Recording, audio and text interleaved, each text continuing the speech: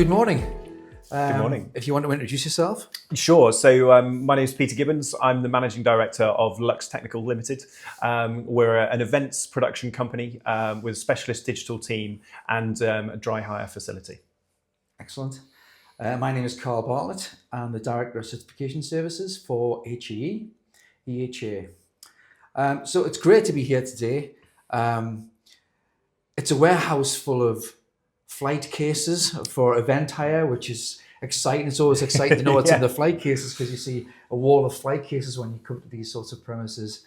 But I'm interested to know about your journey. Can you tell me about LUX Technical? What is your story? What was the journey to get to where you are today? Sure. So I guess I started in what I deem as a fairly traditional fashion. I was supporting lots of school discos and events with PA systems and lighting rigs. And it was that kind of time when I was lighting the school plays and doing all of the production for the musicals and things like that. And I kind of thought to myself, if my school wants me back supporting these things, maybe there are others. Is there a business opportunity here? And I took the plunge and bought a little bit of kit. With a small loan from my parents and began the journey. So it started off sort of supporting local school plays, events, little things in village halls and that kind of thing. Wow. And it kind of got to that point where I thought, is this a career that I want? And if so, I probably need to take it to the next level, because at this level, it's not going to generate the turnover and the sort of margins that I need to take it forward. So I decided to take the leap. And then we started to push into some of the more corporate side of things. So lots of conferences for local companies and that sort of thing. One thing leads to another. We ended up supporting agencies in London, Wow. lots of brand activations, product launches, more sort of creative and immersive events. And the business scaled. So it was. I began it when I was still studying at college in 2009.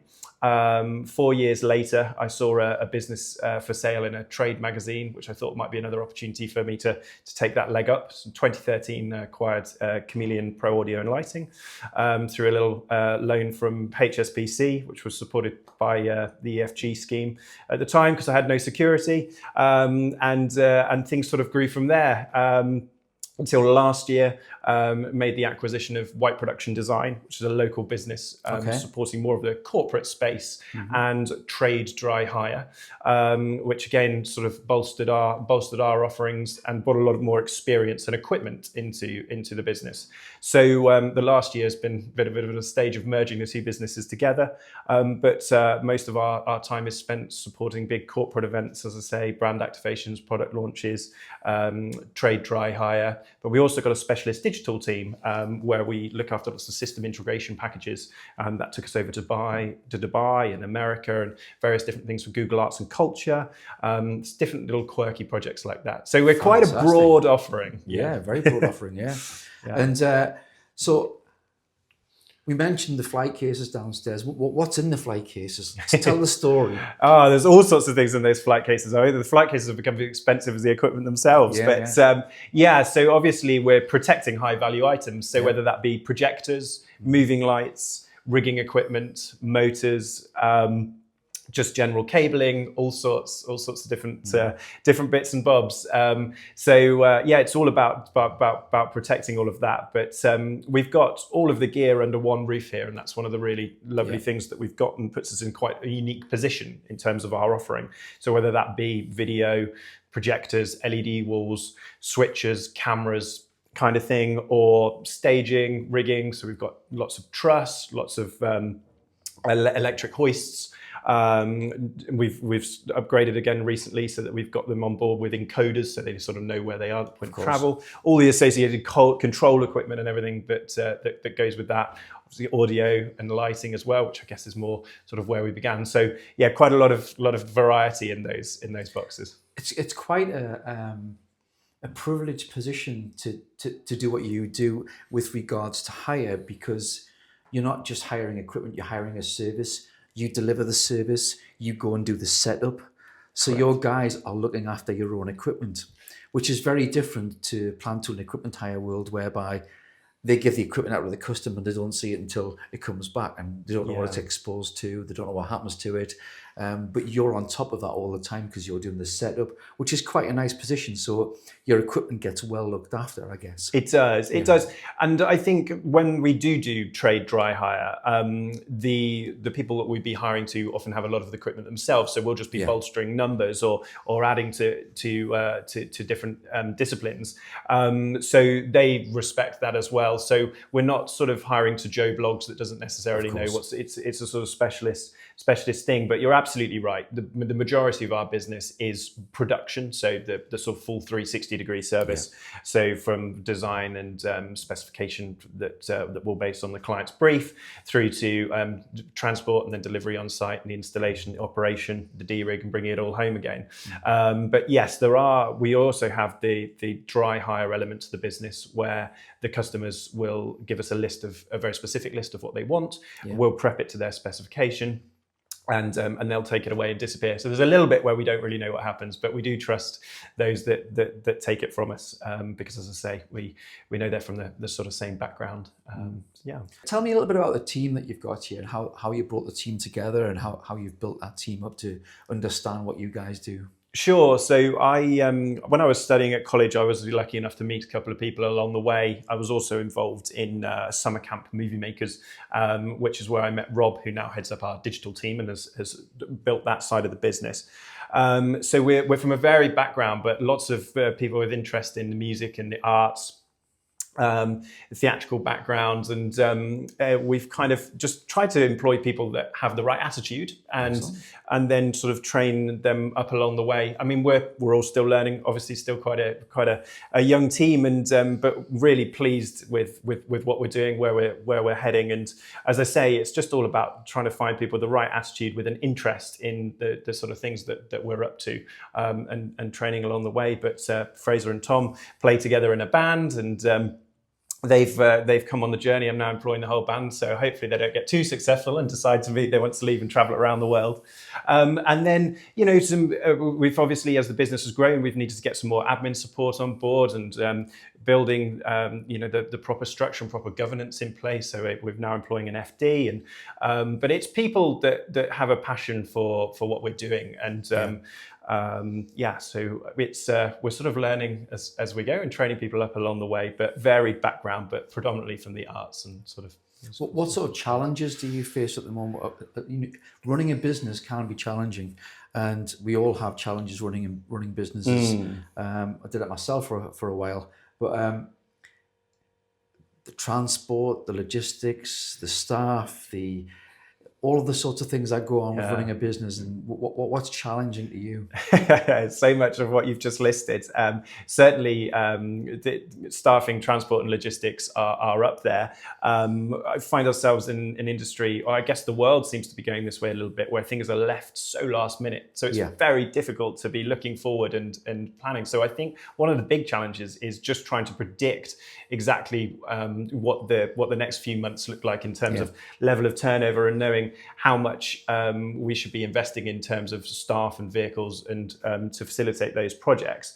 We have a mix, so we've got a team of technicians in-house, so all of the equipment is prepped here by our full-time team, and we've got some full-time technicians that will go out and deliver some projects as well. But then also for some of the bigger projects, we will bring in freelancers, or if there's some specialist prep to be done for a dry hire or something, freelancers might come into the warehouse and get involved in the prep. But certainly that, and I mean, costs are just soaring from every angle. So that naturally feeds in. But yeah, I think for us along the way, it's been just getting some people on board with the right skill set, and sometimes I've felt that's something where I've hired people that have got really the right attitude, but maybe not quite the same skill set, and still got to learn. So we've had to bring freelancers in the background there. But what are our biggest challenges? I guess that in your business, the type of work that you're doing, there's going to be specification changes later in the day, I guess, as well, and people are going to change the requirements last minute. That is very true. Yeah. I mean, if I was to summarize again, I think, the nature, the last minute nature of maybe the world, and it has filtered through into the events industry as well. So we get a lot of last minute changes, and that definitely doesn't come without its challenges. And also, although things are definitely getting better now, we've gone through a few years where lead times on equipment have been so long. Yeah. You've had to be able to look quite far ahead at making, sort of strategic investment decisions. And the challenge, or historically, we would sort of buy equipment when we need it, when we had the right opportunity. That would be our excuse to go. Or if we knew we were going to get a hire that was going to give us a good return, then that would encourage us to take the plunge. But we didn't kind of have that luxury, because suddenly we'd be getting these inquiries, but we couldn't buy the equipment fast enough to fulfill. So we're obviously having to be quite bold with some of our investment strategy for equipment quite far in advance to make sure that we could, receive it in time. But so there was a change of thinking beyond from the sort of reactive purchasing to having to think a lot further ahead.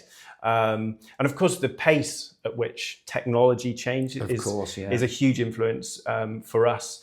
We've got lots of LED screens, for example, and the pixel pitch is reducing all of the time. And of course, people are wanting the latest. Manufacturers are always coming out with the latest bit of hardware, which of course the designers are specifying. So you've got to try and keep up with all of that. But of course, you've made finance commitments to pay off something that was the latest 3 years ago, and you're still sort of paying for that. So those things are definitely challenging, trying to kind of keep up with the pace at which technology changes. But I guess because we're a business with quite a broad range of equipment, that sort of spread. So a bit of staging, a bit of trussing or motors, we can get, really, we can be running for, sort of 10, 15 years and with no problems at all. And again, similarly with speakers. So there are different disciplines, I guess, come with different challenges, but the video space in particular moves extremely quickly. It's that keeps us on our toes. So I'm going to ask you, what does being a member of the Hire Association Europe and the Event Hire Association mean to you as a business? What does it mean to us as a business? Well, I think it gives us a bit of credibility in the space, and it means that I hope that it demonstrates to our clients, but also our staff and sort of future staff that we're taking these things seriously. As the business grows, there are lots of procedures and processes and things that we need to be implementing within the business, and obviously taking things like health and safety extremely seriously. And if I was completely honest, I think that's what it is. It gives, for me, when I purchased White Production Design last year, obviously didn't have the cash, the sort of levels that were needed for it to be an outright purchase. So I've to raise the money. There was obviously a lot of borrowing involved in that. So I was having to convince to myself, obviously putting a solid business plan together, and that I could take things forward in the right way, but obviously also others, and to be able to demonstrate, how we were taking the structure of the business and the procedures and processes seriously, to be able to demonstrate that to the banks really gave them the confidence and support as well. So I think that was a huge part of the reason we were able to secure that finance, because we could use things like being members of the HAE to demonstrate the fact that we were serious about the business and the governance and structure that was sort of in place. Obviously familiar with the Safe Hire certification scheme, which is operated by the association. How has that helped shape and influence your business?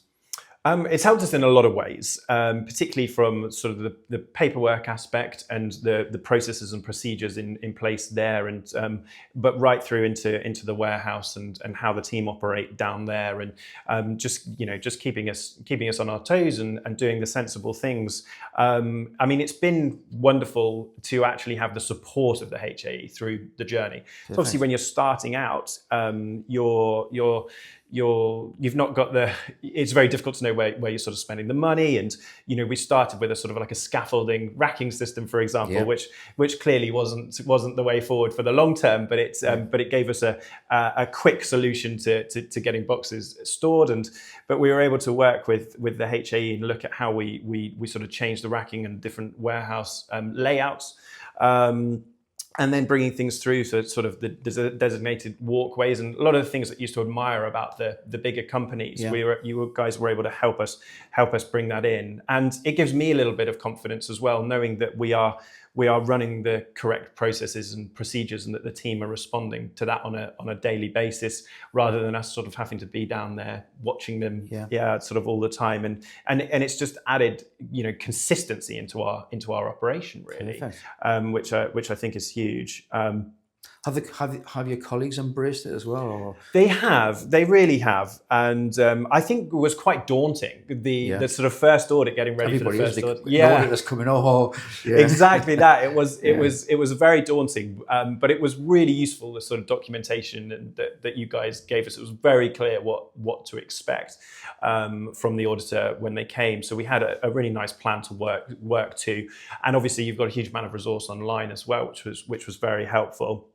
So we were all sat there very nervously, but it was very clear from the moment that the auditor walked in and came round us that they were here to help us. You guys were here to help us and guide us, and it wasn't necessarily a visit from the HSE. It was that's refreshing to hear. It was which was really cool. So we left feeling when you guys completed the first audit, we were quite relieved that it wasn't as the sort of interrogation that we thought that it might be. But I was really proud actually to be able to show the audit around and what we'd implemented. But it is those sensible things that we have kind of put into place. Anything specific in specific areas or is it more widely that it's helped you? Or? I guess it's helped us more widely, but I mean, silly little things. Well, I say silly little things, but we've introduced a reverse parking policy in the car park, for example, since the first auditor came to visit us. And as much as it looks a lot smarter when we come in, things like that I guess we probably hadn't thought about, but it's naturally filtered into everybody's day. We see that sort of landed really well. And I remember that, and things like we were washing all the vehicles in the car park and not really considering the sort of environmental impacts of that. And so a few pointers there, I think, were really handy. And it got us to introduce sort of walkways in the warehouse. It got us to reconsider the racking and those kind of things. So those probably the sort of three specific areas, but otherwise it was general things. Little things that, like leaving the key in the forklift, for example, and little bits of discipline like that, that obviously we've got picked up on, rightfully so, and sort of started working through. And the guys are respecting it and taking it on board, and they now feel, I think, a sense of pride when people walk in here. And so I still get a little bit nervous when we know the audit's coming, but it's always been an enjoyable process and fantastic. So no doubt it's helped reduce the risks because you're doing all the things that you said you're doing. So absolutely, because you've got vehicles reversing in here in the winter, obviously to load up. So absolutely, and as the busier the business has got, and we've sort of been on the journey on that as the business has grown. We joined the HAE quite early on, and so as we've grown, we've already got the things in place, which I think has been really good. Yes, as you quite rightly point out, fundamentally we are reducing the risks and we're doing the sensible things. It's been really well received by the team. And that's great to hear. Great to hear. Is there any areas of the Safe Hire certification audits that you feel could be improved, that it could be a little bit more helpful? Or I found the audit. Sorry, I'll start that again.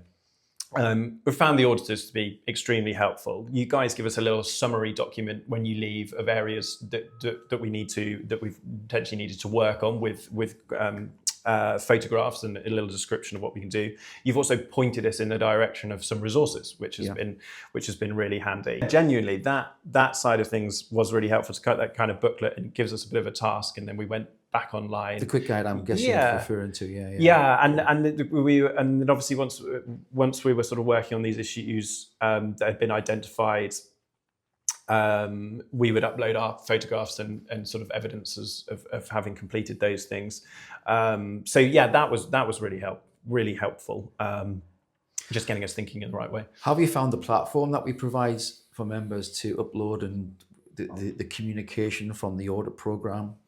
I think the communication for the audit program has been very good. I also think the auditors were very good to sort of share their details. If there was anything specific that we wanted to talk to them about directly, they've certainly made themselves very available for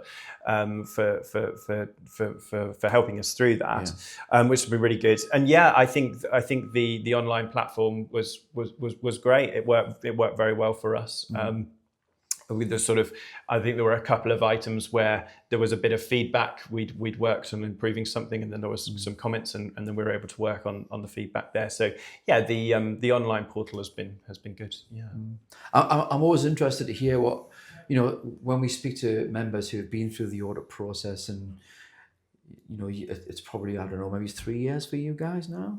Yes, will this be our third audit? Third audit, yeah. So it's always useful for the audience to know, particularly members who haven't been through Safe Hire before, what the opinion of somebody who has been through it for the first time, to give them a sort of insight of what it's like. Yeah, no, totally fair enough. And in fact, you're absolutely right, because I think I'd have felt a little bit more at ease if I'd have been able to reference somebody's journey before. Yeah. So I think we found the journey very interesting. And as I mentioned earlier, we were very daunted before the first audit. We were very nervous to sort of see how that would go. But the first chap, Jamie, I think it was, came and introduced himself with a big smile on the face and put us at ease from the moment he walked through the door. And you could see instantly that it was it was going to be about a collaborative process. You guys weren't here to criticize, you were here to help. And I think that was massive. And as I say, you guys did provide some fantastic documentation before coming to visit us, which was then followed on the day. And so we felt quite comfortable. We knew what was coming up, what sort of things we needed to be ready for. But what was nice as well is, I think when the auditor was here, gave a little bit of context as to why some certain bits were being asked for.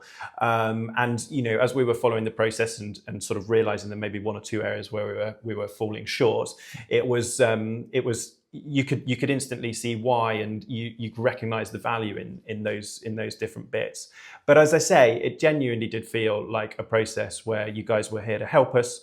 You came in, we started with a desktop audit, which was very thorough. There was definitely lots of bits, but we were really pleased because the team had responded very well. We got the right things in the right places. We considered the different things. So we sat down in the office to start with, presenting all the different bits of certification, policies, statements, procedures that we had. We looked at things. It was quite topical at the time that one of our admin team was pregnant, and we were able to demonstrate that we'd put together the maternity risk assessment and those kind of things, which was really good. And then you took us through we took the auditor through into the warehouse and started looking at some of the operations, from forklifts to racking. And that point was when we were picked up on the fact that we were still using the old cut block scaffolding for our racking, which wasn't knocked, but clearly the scaffolding structure needed to be inspected on a sort of a weekly basis, whereas it became quite clear that we needed to get some proper racking into place. And again, we were given some pointers there and helped through that process.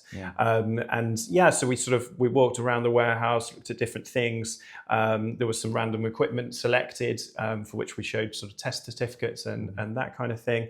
And then once we sort of wandered around, had a few pointers, had a few questions, we sort of sat back in the office for a bit of a debrief, and there was some good conversation about different things that we could do to improve and different areas. But we got some really positive feedback as well, which was really wonderful. So when we left, we certainly breathed a big sigh of relief, but really did start to see the value in it. Perfect. I mean, I guess it helps you with some of your clients from a supplier evaluation point of view as well. It's set up to do that, the desktop audits. It's set up to reduce pre-qualification questionnaires, repetition, so that you can provide the evidence that you've achieved this standard. Carl, you're absolutely right. Yes, those PQQs that we fill in, a lot of venues now that we're looking for. So we're preferred suppliers in some of the big London venues, and we're obviously asked to provide a lot of similar paperwork and health and safety perspectives and environmental considerations, those kind of things. And, we've got, documentation and systems and procedures in place that we can demonstrate to them. So it's actually, yes, it's huge, and it's there and it's readily available, and the whole team know where to find these things, and they're buying into it. And we get some feedback from the guys, when they sat and they've read a policy, could we consider something different, or is there a different way of trucking something into London, or isn't it mad that we're moving this from left to right? And so you can see those things actually adding real value, because I think what I find so difficult sometimes with a lot of these things is, if we're filling in the paperwork, we're making a policy, we're making a procedure, want it to mean something and not just be a tick box exercise. So to get that feedback from the team, and for the team to be so involved, I think, in the audits and the processes as well is really invaluable, because there's some genuine buy-in. It is more than just sort of ticking that box. So perfect. Yeah, it's good. But you're absolutely right. It's been a huge influence for us in speeding up. But also that we can proudly say that we've considered these things. We've got these procedures and policies in place when we are pitching for these bigger projects. And sometimes that gives us possibly a little bit of an edge over the others. So whilst dry hire is not the biggest part of our business by any stretch, it is a rapidly growing part of the business, and the wider Safe Hire certification team scheme has made a huge difference just in our warehouse operations for our production projects, as well as those dry hire. Perfect.